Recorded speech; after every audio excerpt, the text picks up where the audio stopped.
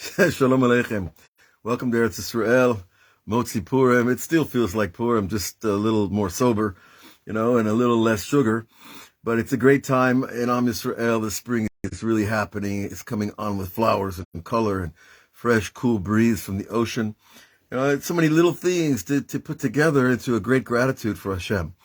And we have, of course, the greatest gratitude is the Tzaddikim, and their work is what illuminates our eyes and gives us a little direction in the dark down here on this planet. And we've been learning in Torah 69 about this whole idea of someone who gozel et havero keilu gozel mimeno et banav. Someone who steals is like he steals from his children, that guy's children. All you wanted was his money, right? No, it's not like that. When you steal someone's money, you're taking the life force that's supposed to go to the children. Because we're just channels for our children.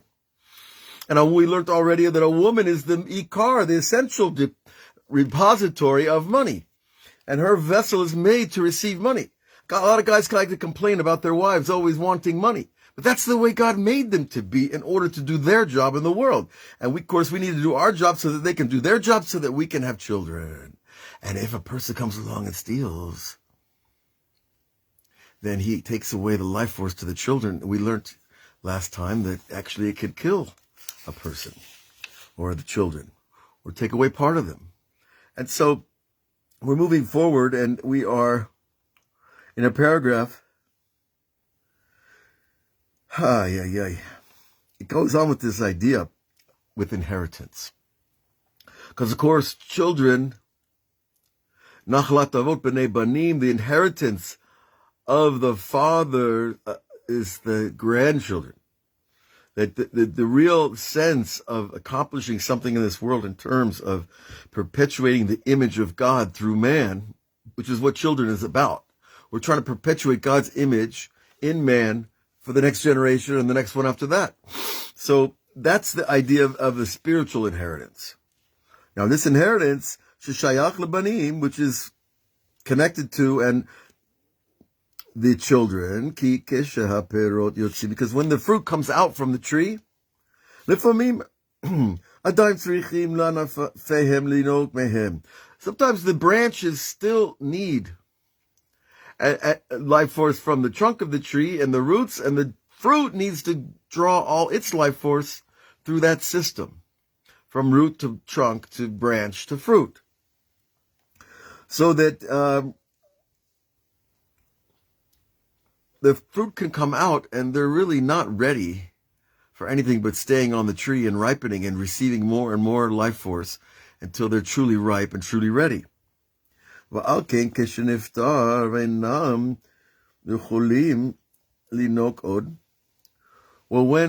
children pass away, as they say, Hashem should have mercy for anybody who has touched this tikkun, because it is the tikkun of Avraham Avinu who brought his child on the altar of Har Moriah. Well, when this child is no longer in the world, and therefore no longer draws life force from the mother's soul, ki nifsak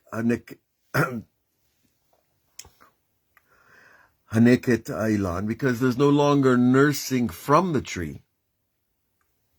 What happens? Al kein hem mekablim yorshim hamamon hashayach lehem v'lashlim oram. And so what happens? The people can even inherit the life force that was supposed to go to somebody else.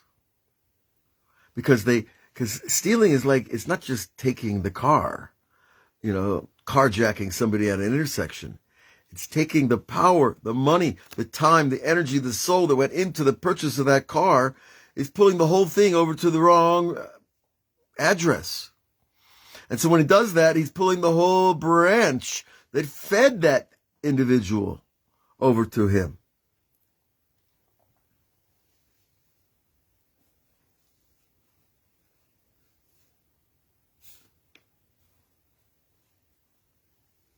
And then the rest that is fitting for the tree itself is received by the tree, meaning the mother or the father. And And that is the idea of a ketubah, which is a business document between a man and a father-in-law about how he's supposed to take care of his wife and pay the bills and make sure she gets food, clothing, and shelter. And, a little bit more than that, obviously. And sometimes that fruit doesn't need. Sometimes fruit comes out and it's ripened very fast, and it doesn't need to take more from the tree. Again, we have to keep our minds very flexible. We're jumping between the human example and the fruit tree example, and we don't want to get stuck in between the metaphor, right? But sometimes the tree in other words, we have one case where the fruit, the children are born without enough light and they need to take more from the tree, and sometimes the fruit is brought out on the tree and it's already ready to eat. Then they're also even though they're ready, the children, the fruit, are born, they're ready to go, they're mature souls. You've ever heard of old souls? That's what old souls are. They're already mature, they've already been around a few times, a few laps around this world, and so their souls are not on the same level as a new soul that's really like a child. And that's why you'll see some children that seem very adult-like. Of course, there are a lot of adults that are very childlike. I think that's something to do with the culture. Let's leave that alone. Now, but nonetheless, these mature souls will take their inheritance. But this is the idea from taking it from another place. Because when the children come out of the world, you'll say,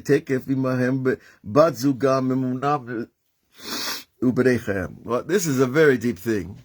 That every soul, when it comes in the world, it comes with its mate and its children already brought from the world of potential into the world of actual. Now, you won't necessarily see that.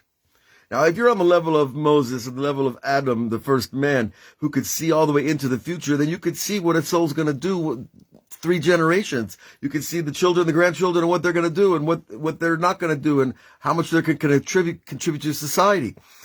But, okay, without going too far, there is this idea of the souls coming together in one sense.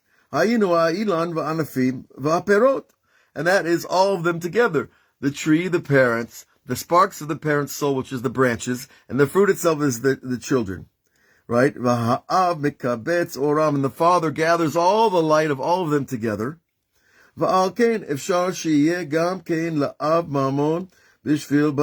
And this is how we say that every child brings in its world income for his dad. Because the child has soul power coming with it that the father can inherit by virtue of giving birth to that child.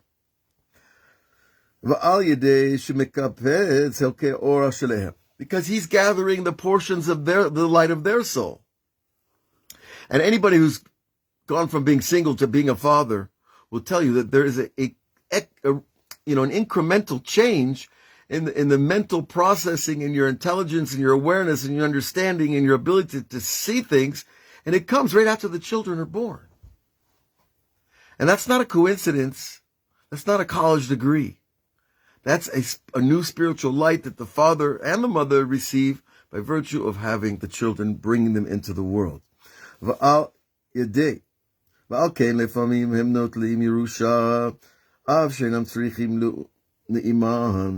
therefore, sometimes the children will receive their inheritance of their soul, even though they don't need their mother.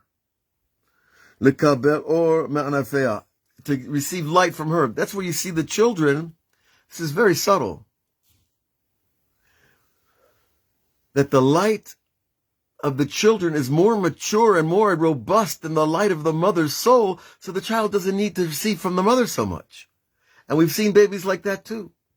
That the children are already kind of like more attuned and wise and intelligent and sensitive to the reality of life around them more than the mother. So therefore the mother doesn't have more nourishment, soul nourishment for the child. The child doesn't need it. The child's already gotten his inheritance. But rather they take the mother, the light from them. The parents can take the light back. And then the parents can take the light back because they have a brighter light than the parents. So you see how it works both ways. It's a double-edged sword. The children are brought into the world by the parents, and the parents receive new light by virtue of the children. But also, on the other hand, the children can receive the new light because the parents don't have the vessel to hold the new light. And therefore, the children will receive that inheritance of spiritual power. And in truth, it's not fitting. Will go right against the courts and upset a lot of people. But the Rebbe says that it's not fitting that every child receives the same thing. Every child doesn't necessarily receive the same thing. It depends on the soul of the child. It is not an equivalency of who gets what from the father. So, the oldest son is supposed to get double, and the Bechor, the firstborn, is supposed to get double than all of the other children. Because the oldest son is the hemshech, the first expression of the light of the Father in the world. He brings in a double portion. But then all the other children nowadays everybody's supposed to get the same. But that's only a cultural convention. It's not a Kabbalistic reality. Because here he's telling us that the reality of the soul is that each soul gets something different depending on what it's here to do and where it has to go. But he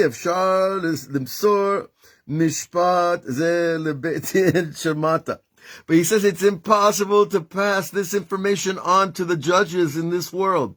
The physical blood and, guts judges that are sitting on the bench and judging people. Heaven can't even pass them this information. Because you'll make warfare in every family. Probably.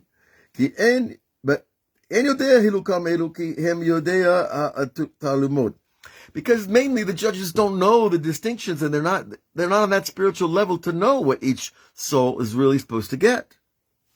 But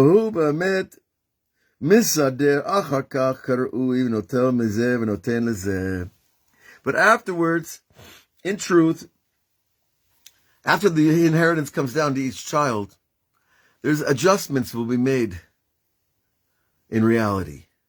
That this child will be poor, this child will be rich, this child will be smart, this child will be less smart. And so the chilukah, the distribution of the power, whether it's money or intelligence or compassion, whatever quality or trait it is, each one is different and they're supposed to be distributed differently. So we shouldn't get too excited, if things don't work out the way we think they should. Of course, you go to the father leaves $100,000 and he has 5 kids, so each kid gets $20,000. That's the way it sounds the fairest, of course, down in this world. But it's not necessarily so. And it will change through the course of the actions of the period after the death and after the mourning and after the first year, and the inheritance starts to come down further into the physical realm, into the money itself, or into the property, whatever it is. It's going to be split up differently because each soul is different. And God knows exactly what every person needs to do their job, and not more and not less. And God doesn't like to waste, There's a story, a father was telling his son who had a son. In other words, the father was telling his son about it in regard to his grandson. He says, if you give big cookies, you get a lot of crumbs. And if you give little cookies, those kids will eat up every crumb. So, if you're sitting on a couple mil or whatever blessing God has given you, and you want to give it over to your children, think about it deeply. Think about each child, what they need and where they are and where they're going and what they should do. And don't be quick about it. Take your time. Because you don't want to create crumbs. Because each of those crumbs is sparks of holiness from Hashem, sparks of power that came down into the tree of life of your family, the branches and the leaves and the fruit, etc. And part of our job as fathers and grandfathers is to resemble Hashem in the wisdom of how to conduct ourselves. And that's a lot of work, especially when we grew up without the proper role models. So we got to do more work, but it's okay because the tzaddikim are there. They're everywhere. We just need to look, and they're there for us because they've done the work. And so we just have to follow in their tracks, and hopefully, Hashem will give us the grace to receive from them the wisdom that we need, and from the Torah and from our own mitzvot, to receive the lights, the knowledge and wisdom to be able to give out what we're supposed to give out, where we're supposed to give it, when. And, it's a good prayer every day. God, let this day be your day. Wherever I need to go, whatever I need to do, whatever I need to say, wherever I need to spend money, let it go in the right direction at the right time to the right person. We're going to continue this Torah tomorrow, God willing. Tomorrow's Friday. We'll see. But right now, I want to just let you know, anybody who sees this or you want to pass it on, we're broadcasting live on YouTube as well, and then uploading the link to Facebook. And today I decided to go straight to Facebook because I didn't want to forget you guys. I know you're out there, Muhammad Ali, but I don't want you to miss. But we're over there on YouTube too, and we're still doing the daily classes, sometimes there and posting here, sometimes doing here, posting there. But it's just like a busy intersection. We'll get through it. So God bless you all. Have a great end of the week, and we'll be live tomorrow with Zohar, Erev Shabbat, and Motzi Shabbat, Saturday night Zohar, and we'll carry on because that's what we do. God bless.